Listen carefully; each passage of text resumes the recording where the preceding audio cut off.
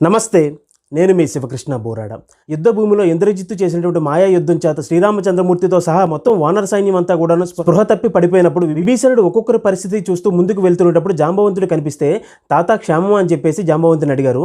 వెంటనే జాంబవంతుడు చెప్పిన మాట ఏంటంటే హనుమ క్షేమమా అని చెప్పేసి జాంబవంతుడు అడిగారు. వెంటనే విభీషణుడు ఆశ్చర్యపడి అదేంటి తాత, మొట్టమొదటి నువ్వు క్షేమంగా ఉన్నావా లేదా చెప్పాలి, లేదంటే శ్రీరామచంద్రమూర్తి క్షేమంగా ఉన్నారు లేదని చెప్పేసి అడగాలి, కానీ స్వామి హనుమ క్షేమమా అని చెప్పేసి ఎందుకు అడిగామని చెప్పేసి విభీషణుడు అడుగుతారు. వెంటనే జాంబవంతుడు ఏం సమాధానం చెప్తారంటే, స్వామి హనుమ గనక క్షేమంగా ఉంటే, ఆయన గనక బ్రతికుంటే మొత్తం వానర సైన్యం అంతా మరణించినా సరే ఈ యొక్క సైన్యాన్ని తిరిగి బ్రతికించుకోవచ్చు. అదే స్వామి హనుమ గనక మరణిస్తే మొత్తం వానర సైన్యం అంతా బ్రతికున్నప్పటికీ కూడా ఎంత మాత్రం ప్రయోజనం లేదని చెప్పేసి జాంబవంతుడు చెబుతారు. ఆ మాటలు వినటువంటి విభీషణుడు ఆశ్చర్యపడతారు. అలానే పక్కనే ఉన్నటువంటి స్వామి హనుమ జాంబవంతుడి యొక్క పాదాలను పట్టుకుని తాతయ్య నేను క్షేమంగానే ఉన్నానని చెప్పేసి ఆయన చెప్తారు. అదే పరిస్థితులు ఇంకెవరైనా ఉంటే ఒకసారి ఆలోచించండి. వెంటనే ఖచ్చితంగా అహంకారాన్ని తెచ్చుకొని నేను ఇంత వాడిని అని చెప్పేసి అహంకరించేవారు. కానీ స్వామి హనుమకు ఉండే గొప్పతనం ఏంటంటే ఎంత మాత్రం కూడా అహంకారం లేకుండా ఉండడం, ఎల్లప్పుడూ కూడా ఉన్నతమైనటువంటి వ్యక్తిత్వంతో ప్రవర్తించడం స్వామి హనుమ యొక్క గొప్ప లక్షణం. వెంటనే జాంబవంతుడు స్వామి హనుమతో మాట్లాడుతూ, స్వామి హనుమ మీరు వెళ్ళి హిమవత్ పర్వతంలో ఉన్నటువంటి వాసుదులను తీసుకుని వచ్చి వానర సైన్యాన్ని కూడా రక్షించండి అని చెప్పేసి స్వామి హనుమకి కర్తవ్య బోధ చేస్తారు. వెంటనే స్వామి హనుమ వెళ్ళి వాసుదులను తీసుకుని వచ్చి వానర సైన్యాన్ని కూడా రక్షిస్తారు. ఈ యొక్క సంఘటన మనకి ఏం నేర్పిస్తుందంటే, స్వామి హనుమ కనుక మనతో ఉంటే ఖచ్చితంగా మనం విజయాన్ని పొందగలం. ఎక్కడైతే స్వామి హనుమ ఉంటారో అక్కడ ఎల్లప్పుడూ కూడా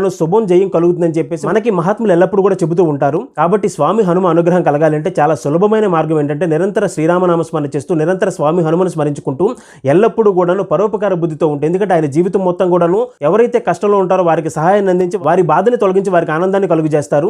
అలానే శారీరకంగా మానసికంగా ఉన్నతంగా ఉంటూ ఉన్నతమైనటువంటి ఆలోచనలతో బుద్ధి కుశలత జ్ఞానం కలిగి ఎల్లప్పుడూ కూడా సన్మార్గంలో జీవించడం ఆయన జీవితం మనకు బోధిస్తుంది. కాబట్టి ఎల్లప్పుడూ కూడా స్వామి హనుమను ఆదర్శంగా తీసుకుని ఆయన నామస్మరణ చేస్తూ ఉన్నతమైనటువంటి ఆలోచనలతో ఉన్నతమైనటువంటి లక్ష్యాలతో ముందుకు సాగుదాం. ధన్యవాదాలు. జై హింద్.